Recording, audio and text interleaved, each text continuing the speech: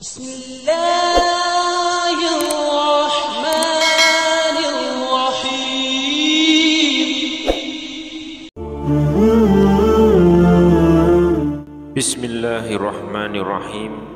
Assalamualaikum warahmatullahi wabarakatuh. Syukur alhamdulillah kita masih dipertemukan kembali di channel ini. Sholawat dan salam selalu dan tetap tercurahkan kepada junjungan kita Nabi besar Muhammad sallallahu alaihi wasallam. Allahumma sholli ala sayyidina Muhammad wa ala ali sayyidina Muhammad. Harapan dan doa saya semoga sahabatku semuanya selalu diberikan kesehatan, dilapangkan rezekinya, diampuni dosa-dosanya, dan selalu dipanjangkan umurnya. Dan sempatkanlah menuliskan sholawat di kolom komentar.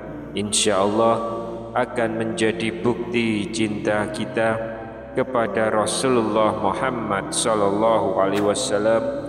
Semoga kita semua mendapatkan syafaat beliau di akhirat kelak. Amin ya rabbal alamin. Sahabat beriman yang dirahmati Allah, dalam perjalanan hidup ini seringkali kita meremehkan amalan-amalan yang kecil. Padahal bisa jadi amalan itu sangat besar di sisi Allah. Seperti kisah salah satu sahabat Nabi Muhammad sallallahu alaihi wasallam yang bernama Sya'ban radhiyallahu anhu.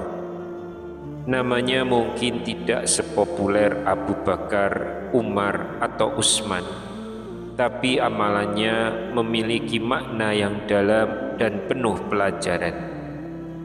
Sya'ban dikenal sebagai sosok yang selalu datang ke masjid lebih awal dari waktu sholat. Ia tidak suka berada di barisan depan agar tidak menghalangi orang lain.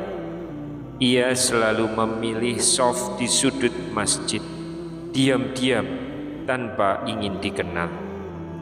Kebiasaan ini sangat diperhatikan oleh Rasulullah sallallahu alaihi wasallam dan juga para sahabat lainnya.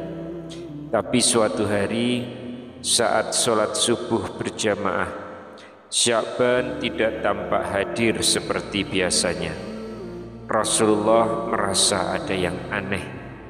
Setelah sholat, beliau pun bertanya dan akhirnya meminta seorang sahabat untuk mengantarnya ke rumah Sya'ban. Setibanya di rumah Sya'ban, istri beliau mengabarkan bahwa Sya'ban telah wafat. Namun sebelum wafat, Sya'ban sempat berteriak keras 3 kali saat menghadapi sakaratul maut. Kenapa tidak lebih jauh? Kenapa tidak yang baru? Kenapa tidak semua?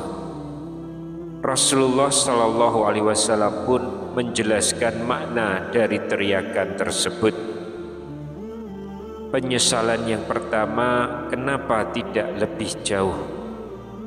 Ketika sakaratul maut, Allah subhanahu wa ta'ala memperlihatkan kepada Sya'ban pahala dari setiap langkahnya menuju masjid.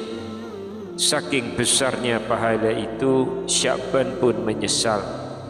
Seandainya jarak rumahku lebih jauh dari masjid, maka setiap langkahku akan menambah pahala yang lebih banyak lagi. Rasulullah sallallahu alaihi wasallam bersabda, barang siapa yang bersuci di rumahnya lalu berjalan menuju salah satu rumah Allah untuk menunaikan sholat fardu, maka setiap langkahnya satu menghapus dosa dan yang lainnya mengangkat derajatnya. Hadis riwayat Muslim. Penyesalan yang kedua, kenapa tidak yang baru? Sya'ban juga pernah bertemu dengan seseorang yang sedang kedinginan. Saat itu Sya'ban mengenakan 2 mantel. Yang satu mantel yang sudah lusuh dan yang lainnya mantel yang masih baru yang dipakainya di dalam. Ia pun memberikan mantel yang sudah lusuh kepada orang tersebut.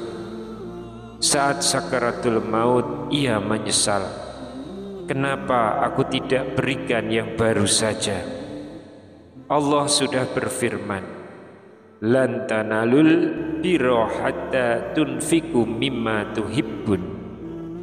Kamu sekali-kali tidak akan sampai kepada kebajikan yang sempurna sebelum kamu menafkahkan sebagian harta yang kamu cintai. Quran Surat Ali Imran ayat 92. Lalu penyesalan yang ketiga, kenapa tidak semua? Suatu hari Sya'ban hanya memberikan sebagian roti yang ia miliki kepada seorang pengemis yang kelaparan, dan di detik-detik terakhir hidupnya ia merasa menyesal karena tidak memberikan semua rotinya. Sahabat yang beriman, betapa sering kita melakukan kebaikan tapi masih menahannya sebagian, padahal Allah menilai keikhlasan dan totalitas dalam beramal. Sahabat beriman yang dirahmati Allah, kisah ini memberi pelajaran penting bahwa yang pertama, amalan yang kita anggap kecil bisa sangat besar di akhirat. Lalu yang kedua, penyesalan terbesar adalah ketika kita tahu pahala sebuah amal tapi kita tidak melakukannya sepenuh hati. Lalu yang ketiga, sedekah yang paling utama adalah dari apa yang paling kita cintai. Maka jangan tunda-tunda untuk berbuat baik. Gunakan setiap kesempatan untuk beramal sebaik mungkin. Jangan sampai kita menyesal ketika malaikat maut datang menjemput. Allah berfirman, "Wasari'u ila maghfiratin mir rabbikum wa jannatin ardhuhas samawatu wal ardu uiddat lil muttaqin." Bersegeralah kamu kepada ampunan dari Tuhanmu dan kepada surga yang luasnya seluas langit dan bumi yang disediakan untuk orang-orang yang bertakwa. Quran Surat Ali Imran ayat 133. Wallahu a'lam bishawab. Semoga Allah memberikan taufik kepada kita semua untuk selalu berada di jalan kebenaran. Amin ya rabbal alamin. Wassalamualaikum warahmatullahi wabarakatuh.